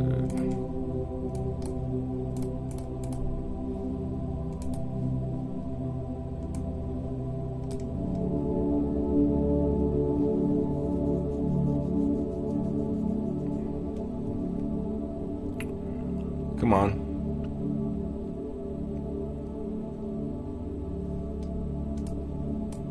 Why is it like... There it is. Okay, I would say, why is it taking forever to upload? All right. All right, so I got it. Thank you for that. I was not aware of that. I was not aware of that text. Spiritu Sancti, the Holy Spirit, or the 360 Angels of Power by Tristan Whitespire. If so, no, I've not heard of that. Good book, The Revelation of Hermes. Oh, the one that I pulled up when I was like, what is this book? The echoing stopped. Could have been my headphones. Sorry. There was an echo? Did you say there was an echo? I don't recall seeing that. But sorry about that if there was an echo. You familiar with JD Temple? He's a... No, that doesn't sound familiar at all. He's a magician from Georgia who has a TikTok. JD Temple 444. No, that does not sound familiar. If they're on TikTok, I probably don't know about them. I don't go looking for Witch Talk creators, being that that's not the algorithm that I want to be in. For the content that I make, I need to stick to the New Age, the paranormal, and the occult conspiracy algorithms. So I don't really follow or know many Witch Talk creators. All right. So we got about 10 minutes, so let's finish out what we have here. So considerations Tuesday. The angel of Tuesday. His planet, his sign, Samael. Now, there could be some contention here, because for my Tuesday, for the seals that I have, it's not Samael, it's Camael. Let me get my Tuesday sigil. Where's Tuesday? Where's Tuesday? There he is.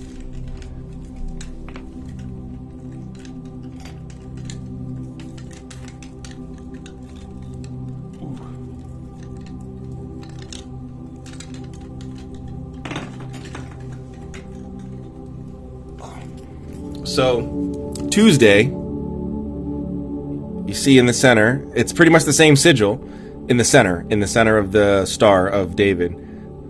It's pretty much the same sigil, but instead of Samael, it's Camael.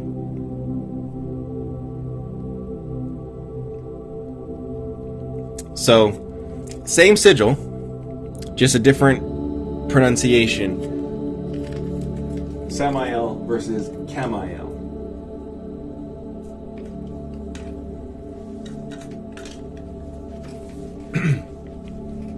Now, the angels of Tuesday, under Samael or Camael, would be Satael and Amabiel.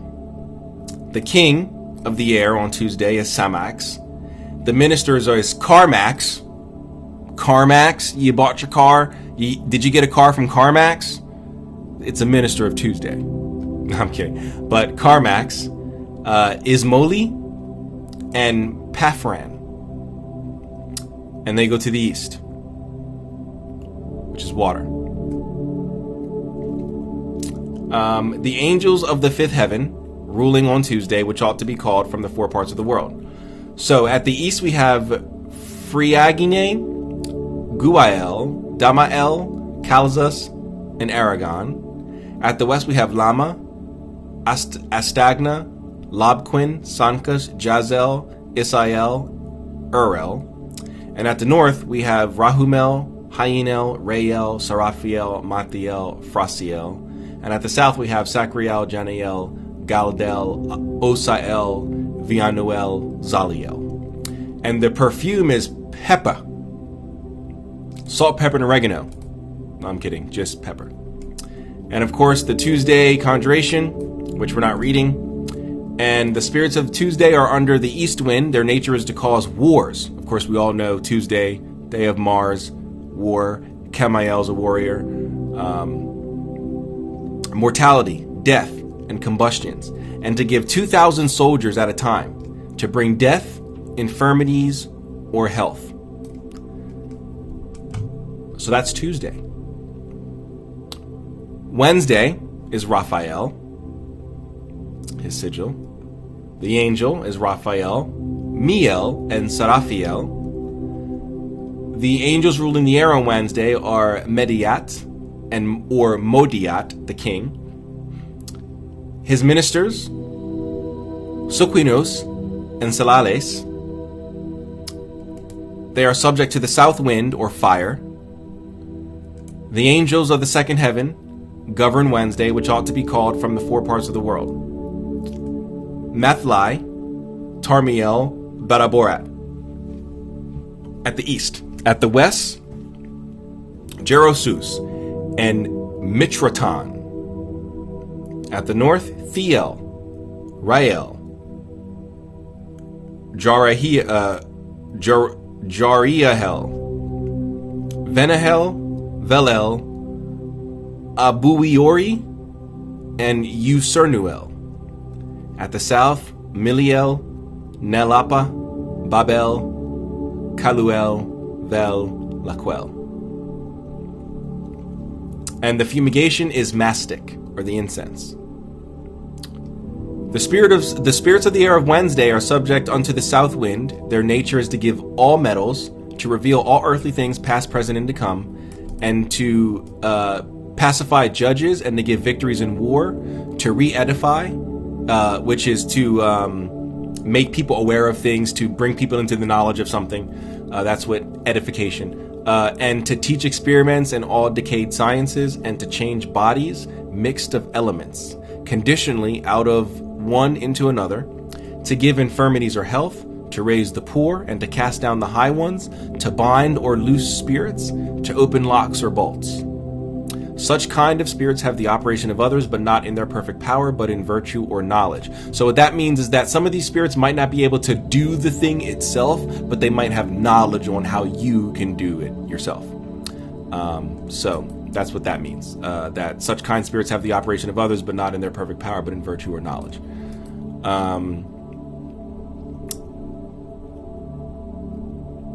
Almost finished the week here.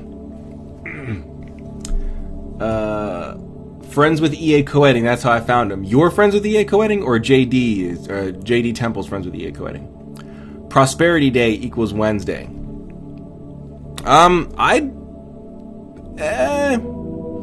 mean, money can be, there's a few days that money can be done on. Sunday, you can do money. There was, it said that Sunday can be used for riches and things like that, and to bring dignity, which usually gives money. You can do Wednesday. Mercury can be very commercial in terms of commerce, like if you run a shop or a store. Thursday, which I think we'll find out, can also be a really good day for wealth building and money. But anyway, the angel of Thursday, Sachiel, Castiel, Asaiel. The angel of the air is Rex, or the king. Is Sooth, excuse me. His ministers is Maguth and Gutrix. They're of the south wind, fire. It says, but because there are no angels of the air to be found above the fifth heaven, therefore on Thursday say the prayer following in the four parts of the world. So there are no angels associated with any of the fifth heaven. So instead you must state O Deus Magni et Excelsi et Honorate per infinita secula.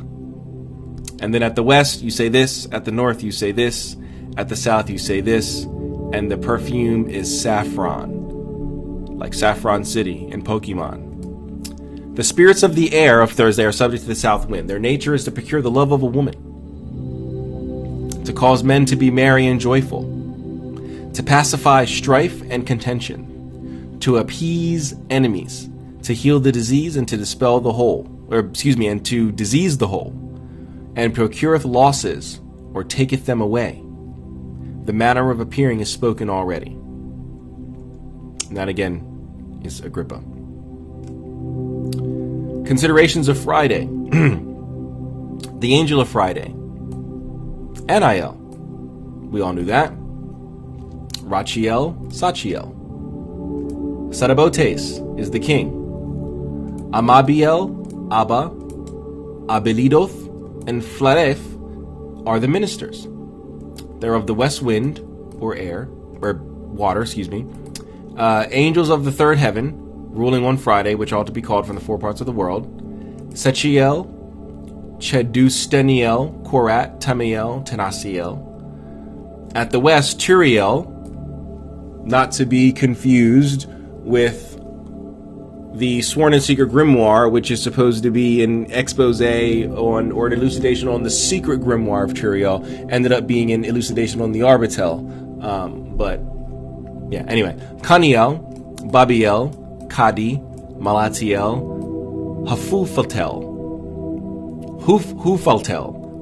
Hufaltiel, excuse me.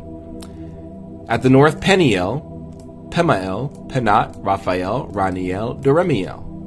And at the south, Porna, not Porno, Porna, Sachiel, Jeremiel, Samael, Santanael, and Famiel. The perfume of Friday is pepperwort. I never heard of pepperwort. The conjuration. The spirits of the air of Friday are subject to the west wind. Their nature is to give silver, to excite men and to incline them to luxury, to reconcile enemies through luxury, and to make marriages, to allure men to love women, to cause or take away infirmities, and to do all things which have motion. More motion in the ocean. Considerations of Saturday, or the Sabbath day. The angel of Saturday, Cassiel. Machatan and Uriel are also the angels of Saturday. Mammon is the king. Now, where else do we see Mammon? Where else do we find Mammon? We find Mammon, or maybe in alternate spelling of Mammon, in the Black Dragon. Where is it? Where do we get to the... So that's the days. It's before the days. It's before the days. Right here.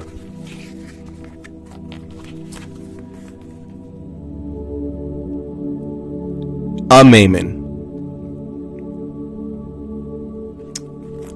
So, very interesting. But anyway, the ministers, Abu Malith, Asaibi, Balide, or Baladet. The southwest wind is the wind that these angels are under, and the fumigation is sulfur. I wouldn't do that. I would look into some modern replacements of that, unless you're like, no, I just wouldn't do it. Let's just not do it. I would like you to live, so let's just not do that. We can find a replacement. It is already declared in the consideration of Thursday that there are no angels ruling the air above the fifth heaven. Therefore, the four angels of the world use the orations which you have applied to that purpose on Thursday. So there are also no angels ruling any of the heavens for Saturday. This is the conjuration. And then the spirits of the air of Saturday are subject to the south wind. The nature of them is to sow discords, hatred, evil thoughts, and cogitations, to give leave freely, to slay and kill everyone, and to lame or maim every member. Not good. No bueno. That's Saturday. And then here is the table that I showed earlier, sort of similar to this here, but this is specific to the Heptameron. So these are the angels that rule the hours of the day and night for each of the days. We're not going to go over them again. We already went over all of them. But these are them in a table order. I feel a sneeze coming on. Excuse me.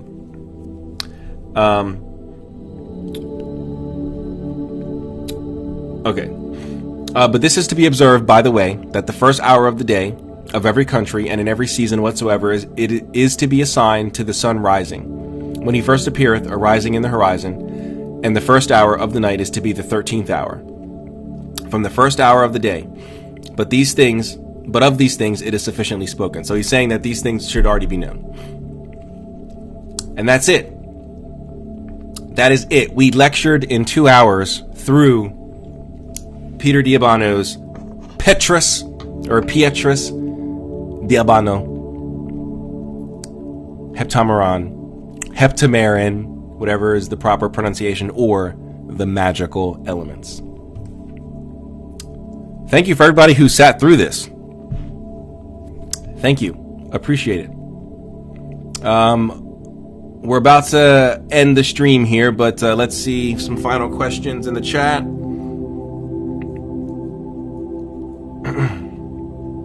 Let's see what's going on here.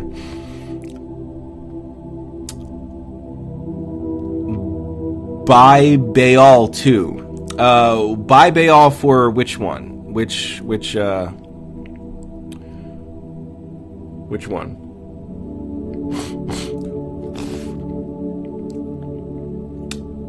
Which one here?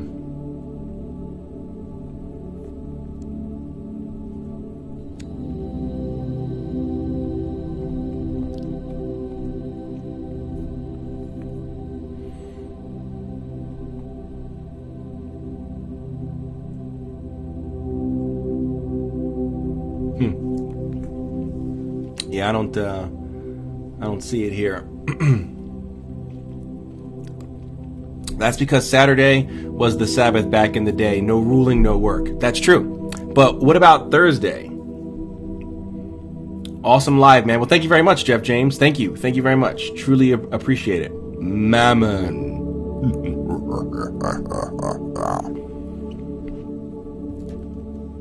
You cannot serve God and mammon.